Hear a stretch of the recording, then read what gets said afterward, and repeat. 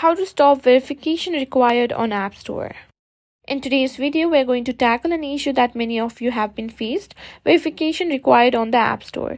This can be super frustrating, but don't worry, I'm going to walk you through some easy solutions to fix this. First, let's check your Apple ID payment information. Open Settings, tap on your name at the top.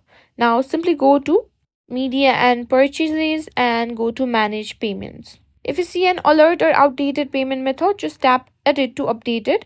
Make sure your credit card, PayPal, or other information are up to date and valid. After updating, try to download or update your apps again. Now, if you have an older unused payment method linked to your Apple ID, it could trigger this error.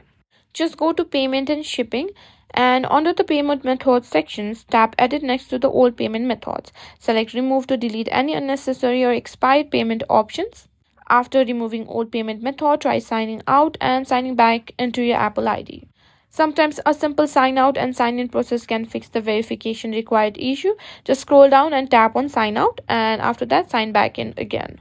Now next, verify your Apple ID information. Just go to settings and tap on your personal information. Make sure everything is accurate and up to date, and after making any necessary changes, try downloading apps from the App Store again.